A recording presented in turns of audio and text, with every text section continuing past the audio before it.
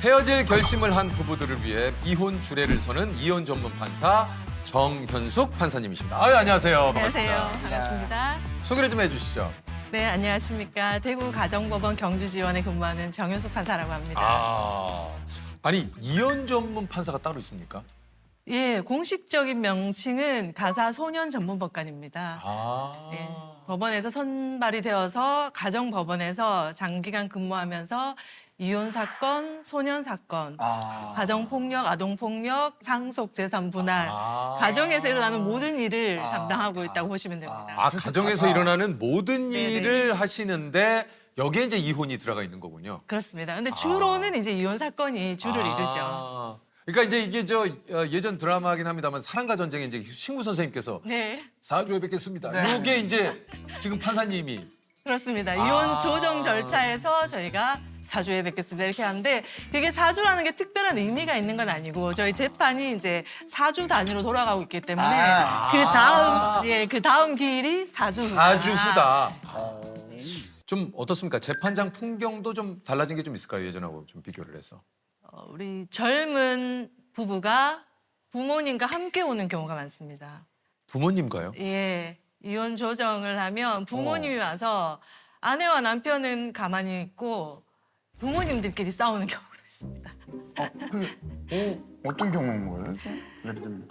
이제 워낙 귀하게 자녀들을 키웠다 보니까 내 자녀가 이런 취급을 받고 살게 둘 수 없다. 라고 하면서 이제 딸을 둔 이제 부모라면은 사위를 막 이렇게 사회 잘못된 점을 조정실에서 얘기를 하시고. 이야기를 하고 그러면 이제 아들 측에서는 또 며느리의 잘못된 점을 이야기하고요. 거기서 또 싸우시죠. 그래서 제가 어떨 때는 이제 부모님 모시고 오지 마세요. 이렇게 말할 때도 있습니다. 예, 당사자들만 제발 나올 수 있도록 변호사님 부탁드립니다. 이렇게 말씀을 드리고 어떤 사건들은 저 부모님들이 아니었으면은 이 젊은 부부는 이 아무것도 아닌 이 갈등을 잘 있겠네요. 극복하면서 살았을 텐데 그럴 수도 있을 것 네. 같아요. 저 부모님들 때문에 이혼하는구나 해서 너무 가슴 아픈 사건들도 있죠.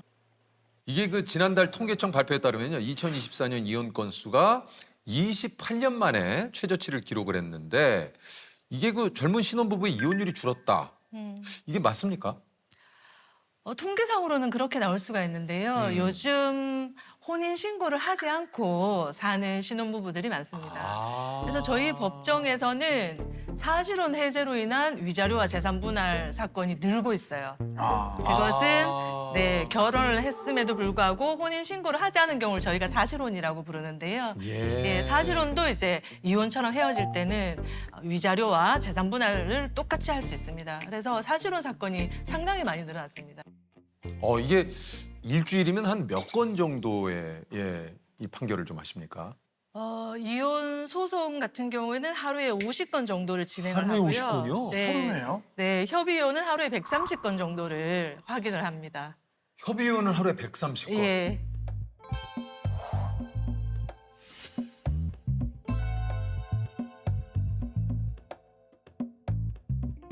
근데 생각보다 하루에 일어나는 이혼 건수가 굉장히 많네요. 이렇게 많은 것도 놀랐네.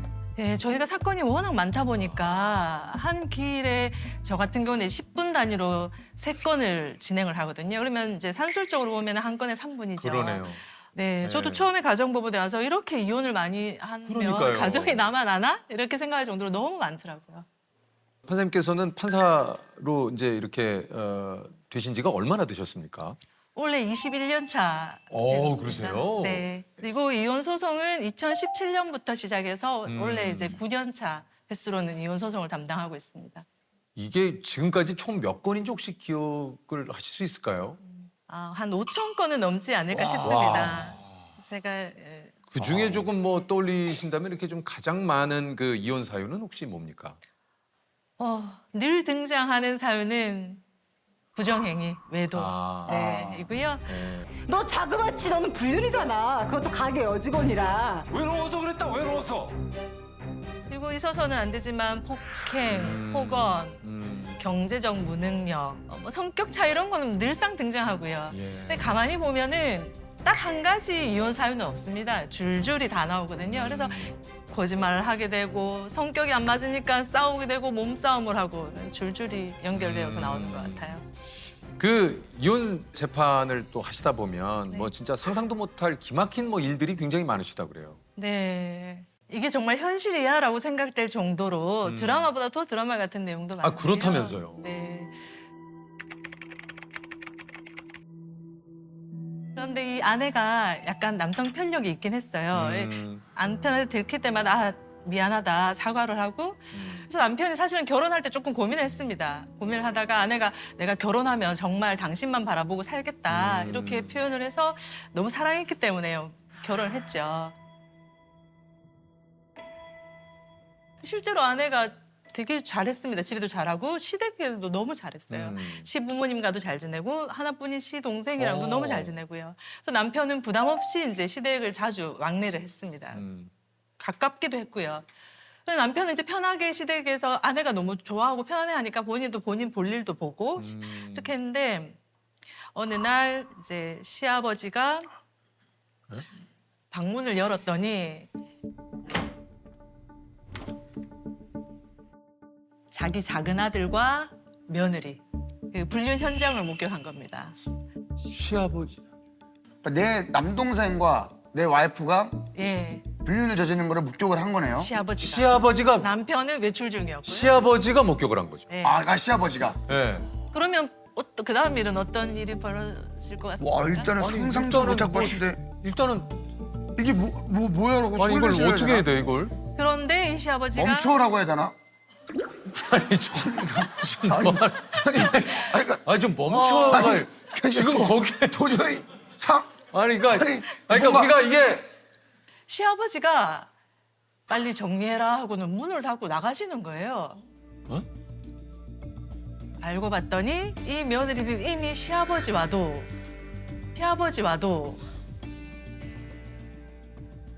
에이 진짜 판사님. 네 그런 관계가 있었고 그러니까 시아버지가 거기서 자기가 멈춰 뭐 어떻게 좀 할 수가 없는 거예요. 자기의 원죄가 있기 때문에. 아니 그 상식적으로 예, 내 상식적이지 형수고 않죠. 네. 내 며느리인데 네네 상식적이지 않죠.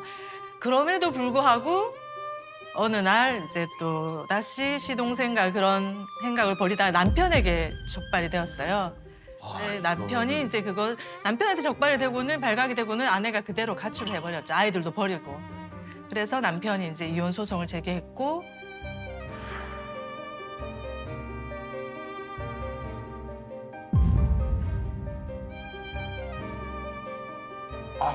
아니 이게 와 이게 뭐 영화에서도 이게 네. 사실 다루기 힘들 것 같아요. 아니 그러니까요. 네, 네. 대본을 쓰기도 힘들 정도로. 야. 그런 사건이 많습니다. 대본을 쓰기도 힘들 만큼 그런 사건들이 저희 가정법원에 많습니다. 또 한 사건을 말씀을 드리자면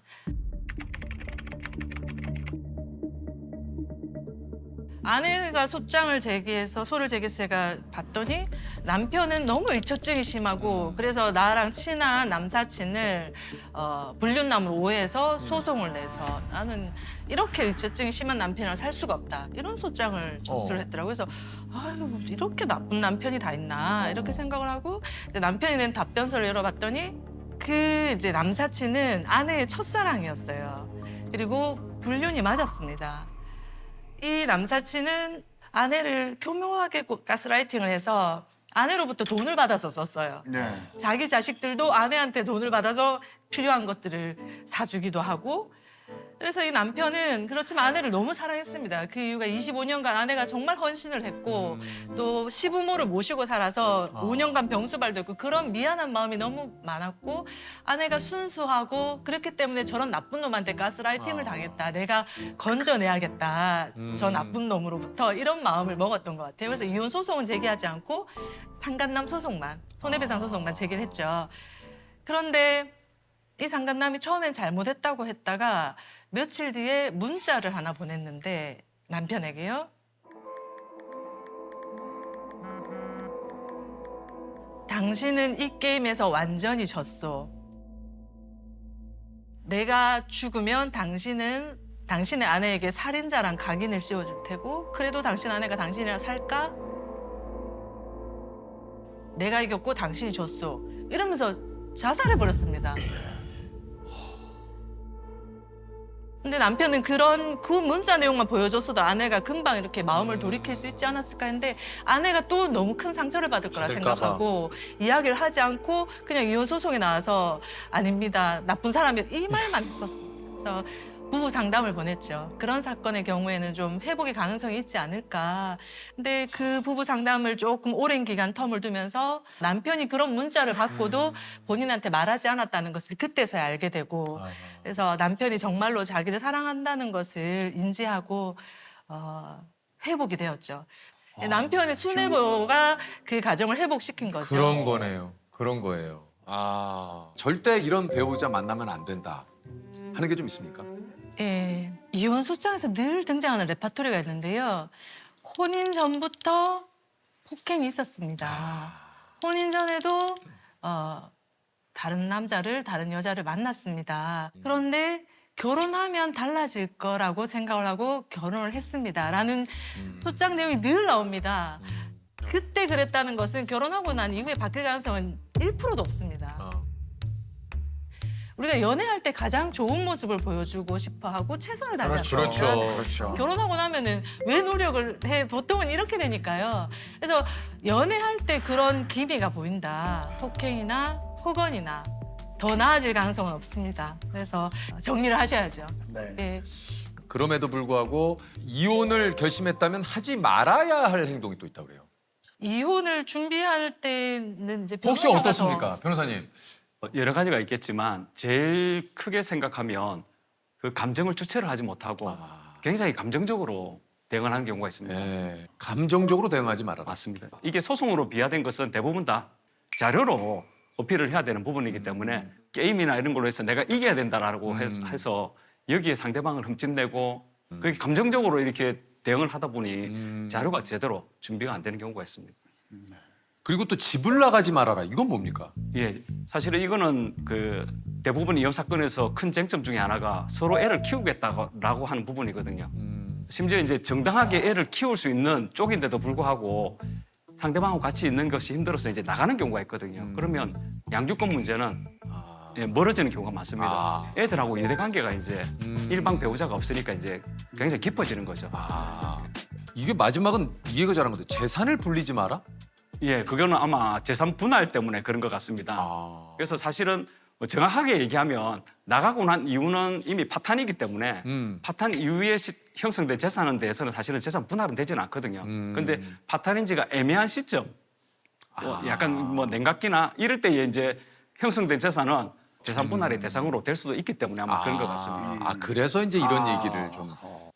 참. 어떻게 보면 이제 두 사람의 인생의 갈림길이 또 정해지는 건데 우리 판사님께서 판결을 내리면서 가슴 아팠던 일이 좀 있으셨다고 그래요.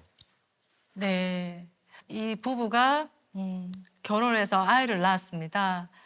아이가 중증 장애를 가지고 태어났어요. 그럼에도 불구하고 이 엄마 아빠가 아이를 너무 사랑으로 잘 키웠고 둘째, 셋째 아들을 낳아서 그 집도 이제 아들 3명이 되었죠. 그런데 이 엄마가 40대 초반에 뇌출혈로 쓰러지게 됐습니다. 그래서 엄마가 이제 요양병원에 갔고 이 엄마가 쓰러지는 바람에 이 첫째 아이를 돌볼 수가 없게 되면서 아이도 이제 기간에 시설에 또 맡겨지게 됐고요. 이 둘째, 셋째 어린 아들들은 아빠가 선생님이며 일을 했기 때문에 보살핌을 못 받고 이렇게 자라게 되었습니다. 이 중증 환자가 2명 있다 보니 의료비가 너무 많이 들어서 살고 있던 아파트도 팔고 월세로 전전하면서 치료비를 댔지만 치료비가 너무 기하급수적으로 늘어나서 이 아빠가 이제 텔레비전에 이렇게 도와주세요 뭐 이런 프로그램에 나갔습니다. 그 방송에서 어떤 장면이 나왔냐 하면 이 아빠가 이 어린 2 아들을 영상을 찍어서 엄마가 있는 병원에 가서 엄마한테 보여줬어요. 이 엄마가 뇌출혈해서 몸을 전혀 움직이지 못하고 이렇게 눈만 깜빡이는데 아내 이름을 부르면 누구누구야 우리 아이들 많이 컸지 걱정하지 마 내가 잘 키울게 이렇게 하는데 엄마가 온 몸으로 울어요. 그 영상을 보면서 얼굴을 찌그러뜨리면서 울어요. 그러면서 걱정하지 마 우리 아들 내가 잘 키울게 누구야 내가 있어 힘내 이런 장면이 나오거든요. 쌓여있던 의료비를 이제 어느 정도 해결을 했는데 그래도 계속적으로 의료비가 쌓이니까요. 이 아빠가 이런 식으로 가다가는 어린 2 아이들마저도 잘 키울 수 없겠다. 완전히 몰락이 되겠다는 생각에 이혼 소송을 제기를 했죠. 이혼을 하고 이제 아내가 독거자가 되면 국가적인 보호를 받을 수가 있기 때문에 그러면서 이 아빠가 법정에 와서 하는 말이 내가 끝까지 옆에 지켜주겠다고 했는데 이렇게 이혼 소송을 제기하게 됐습니다 하면서 닭똥 같은 눈물을 뚝뚝 흘리는 아이고. 겁니다. 그 법정에서. 누가 근데 그 아빠한테 돌을 던질 수가 있겠습니까? 아내가 그 소장을 받고 이러이러해서 이혼 소장이 왔는데 이혼에 동의합니까? 라고 물었더니 아내가 온 힘을 다해서 동의한다고 이렇게 눈을 깜빡였대요. 그 아내가 그 남편한테 해줄 수 있는 유일하고도 마지막인 도움이었어요. 남편에게 남은 두 아이들을 잘 부탁한다. 그 엄마는 회복되어서 가정에 돌아올 가능성이 없기 때문에 혼인이 파탄되었다라고 이제 이혼 판결을 하고 아이들은 이제 아빠가 진권 양육자를 지정을 하고 그렇게 이제 판결을 썼는데 그 판결문에 제 마음을 에세이를 쓸 수 없지 않습니까? 그래서 이제 이혼 판결을 하고 그날 밤에 제가 일기를 썼죠. 남편과 아내는 서로 원해서 결혼했습니다. 서로가 진정으로 원하지는 않지만 이혼합니다. 아내는 아이들 걱정을 하지 마세요. 남편이 이 이혼을 하는 이유는 당신이 그토록 사랑에 맞지 않던 생명을 같이 여기던 그 아이들과 살기 위해서입니다. 어린 둘째, 셋째를 그는 잘 키워낼 터이니 당신은 당신의 몸에 갇힌 영혼을 애통해하며 눈물 흘리지 마세요. 이제 아내의 손을 놓은 남편이여 당신의 어린 두 아들을 이제 있는 힘껏 안아주십시오. 사후에 알게 된 그 사건을 다 판결하고 난 다음에 알게 됐는데 우연한 기회에 제가 이혼 판결 선고한 그날 첫째 아들이 사망을 했더라고요. 그날 남편은 아내와 큰아들을 다 떠나보내게 됐죠. 그렇게 사랑하기 때문에 헤어지는 사건은 그 사건이 유일무이했습니다. 이혼이 굉장히 또 흔한 시대라고들 하지만 그럼에도 불구하고 이 상처를 받고 또 힘들어하는 분들도 굉장히 또 많습니다. 그런 분들에게 혹시 판사님께서 이렇게 나오신 김에 네. 가장 필요한 말 한마디를 좀 해주신다면요. 이혼 소송은 순간순간마다 상처받고 처절하게 찢겨지는 전투와 같은 긴 싸움이거든요. 그 지리한 전투를 마치지 못하고 삶을 마감하시는 분들이 계세요. 저도 이혼 소송 중에 그런 사건들이 있었고요. 이혼 소송은 끝나게 되어 있습니다. 그 순간이 지나고 나면 다시 새로운 시작이 다시 할 수가 있거든요. 그래서 이혼 소송 이후에 삶들을 기대하시면서 그렇게 그 순간을 버티셨으면 좋겠습니다.